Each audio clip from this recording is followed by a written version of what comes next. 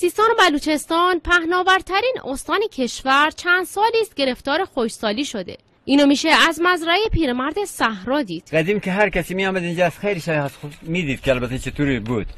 ولی بعدم خشکسالی خودش کمسو شده بود ولی آدرس جایی رو میداد که جوانان حالا از در دیگری روزی میخورند. این سرمایه معادن با ارزش طلاست. این سرمایه‌ای که خداوند به ما داده و ما باید ازش استفاده بکنیم. عمده سنگ‌های طلا در ارتفاعاته. این یعنی گنج بیرنج میسر نمی شود. همینه این کوه طلا رنگش هم با رنگ تمام کوه متفاوته.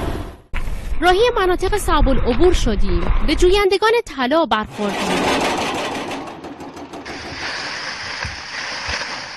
بعد از اینکه این تست اون تمام شد، تجهیزات کاملتر مخصوصا که در ادامهش میز لرزان رو داریم و ذوب رو که بتونیم به طلای خالص در ادامه خط برسیم. میزان صرفه اقتصادی در استخراج معدن طلا 0.5 گرم در تونه. این در حالیه که در سیستان و بلوچستان بیش از 1 گرم هست، 1 گرم خورده‌ای که در رنج اقتصادی قرار میگیره. 2 معدن شناسایی شده داریم با مجموع 10 میلیون تن طلا.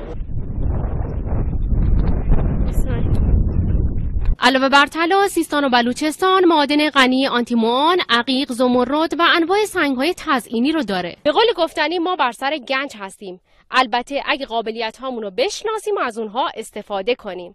مریم اربابی، خبرگزاری صدا و سیما، زاهدان.